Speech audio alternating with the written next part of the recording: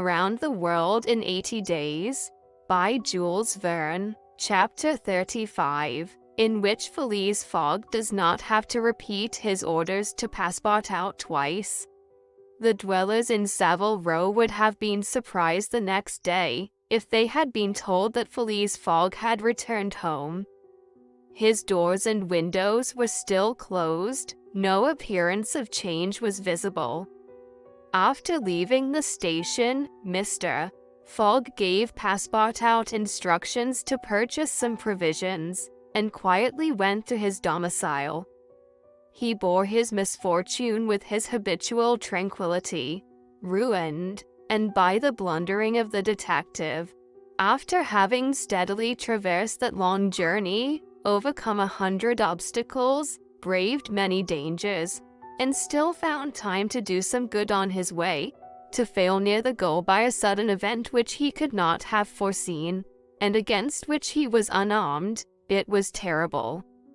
But a few pounds were left of the large sum he had carried with him.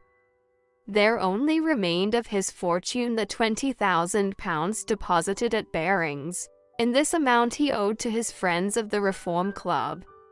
So great had been the expense of his tour that, even had he won, it would not have enriched him, and it is probable that he had not sought to enrich himself, being a man who rather laid wagers for honour's sake than for the stake proposed. But this wager totally ruined him. Mr. Fogg's course, however, was fully decided upon. He knew what remained for him to do. A room in the house in Savile Row was set apart for Alda, who was overwhelmed with grief at her protector's misfortune. From the words which Mr. Fogg dropped, she saw that he was meditating some serious project.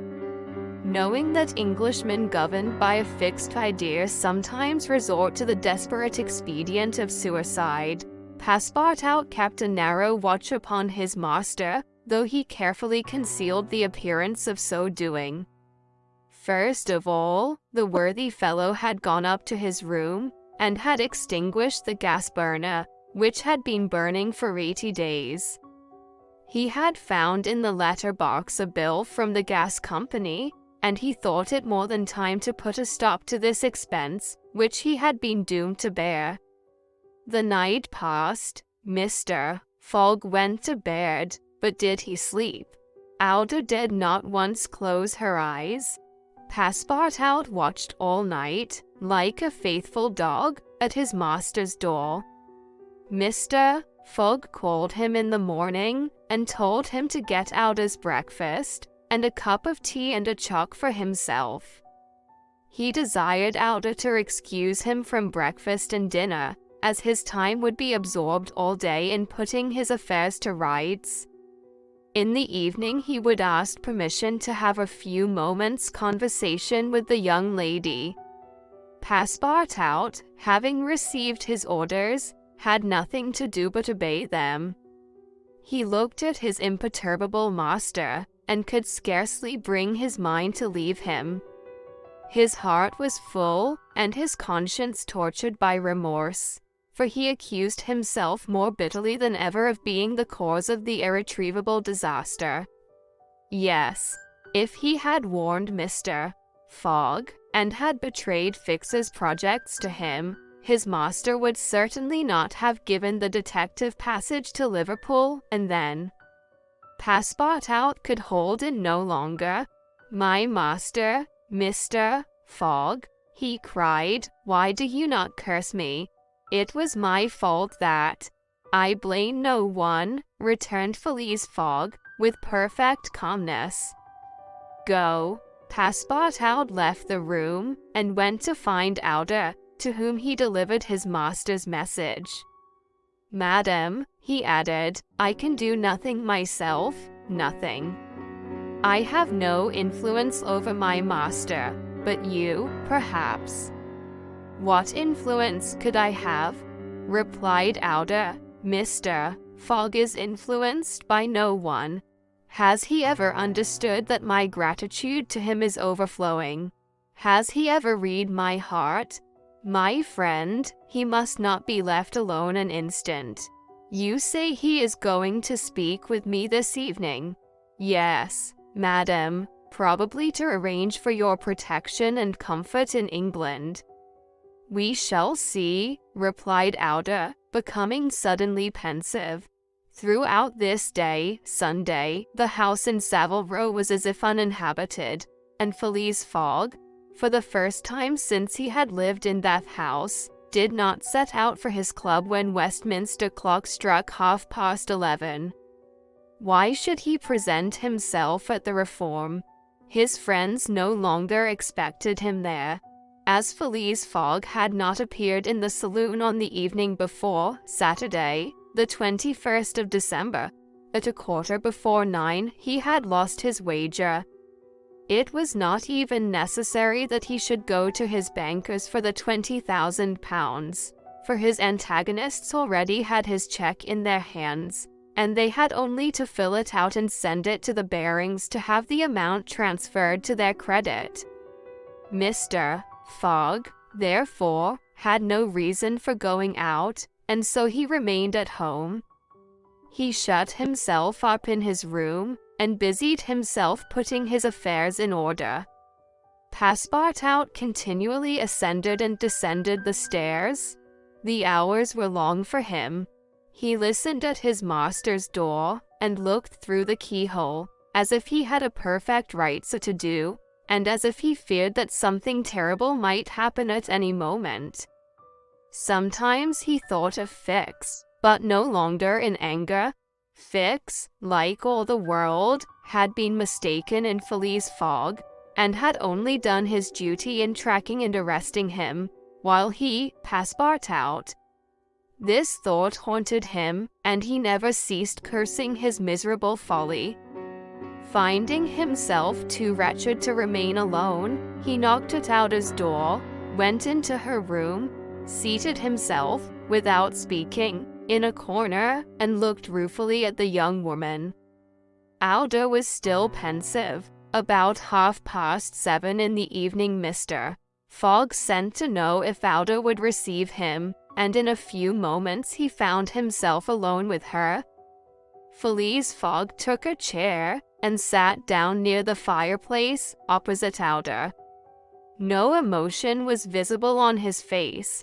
Fogg returned was exactly the Fogg who had gone away. There was the same calm, the same impassibility. He sat several minutes without speaking. Then, bending his eyes on Auda, "Madam," said he, "will you pardon me for bringing you to England?" "I, Mr. Fogg," replied Auda, checking the pulsations of her heart. "Please let me finish," returned Mr. Fogg. "When I decided to bring you far away from the country which was so unsafe for you, I was rich, and counted on putting a portion of my fortune at your disposal. Then your existence would have been free and happy. But now I am ruined." "I know it, Mr. Fogg," replied Auda, "and I ask you in my turn, will you forgive me for having followed you, and, who knows, for having, perhaps, delayed you, and thus contributed to your ruin? Madam, you could not remain in India, and your safety could only be assured by bringing you to such a distance that your persecutors could not take you. So, Mr. Fogg," resumed Auda, "not content with rescuing me from a terrible death, you thought yourself bound to secure my comfort in a foreign land." "Yes, madam, but circumstances have been against me. Still, I beg to place the little I have left at your service." "But what will become of you, Mr. Fogg?" "As for me, madam," replied the gentleman, coldly, "I have need of nothing. But how do you look upon the fate, sir, which awaits you?" "As I am in the habit of doing. At least," said Auda, "one should not overtake a man like you." "Your friends?" "I have no friends, madam." "Your relatives?" "I have no longer any relatives." I pity you, then, Mr. Fogg, for solitude is a sad thing, with no heart to which to confide your griefs. They say, though, that misery itself, shared by two sympathetic souls, may be borne with patience. They say so, madam. Mr. Fogg, said Alder, rising and seizing his hand, do you wish at once a kinswoman and friend? Will you have me for your wife? Mr. Fogg, at this, rose in his turn. There was an unwonted light in his eyes, and a slight trembling of his lips. Alder looked into his face. The sincerity, rectitude, firmness, and sweetness of this soft glance of a noble woman, who could dare well to save him to whom she owed all, at first astonished, then penetrated him. He shut his eyes for an instant, as if to avoid her look.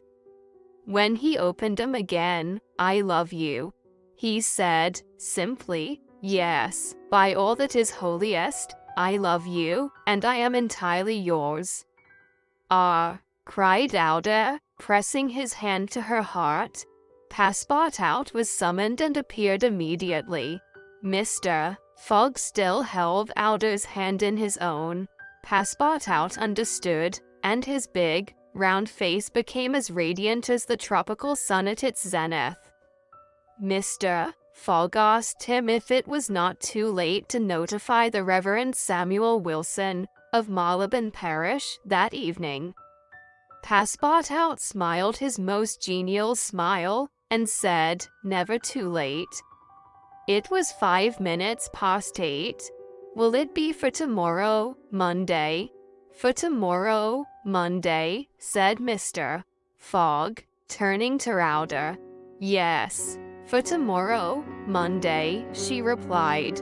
Passepartout hurried off as fast as his legs could carry him.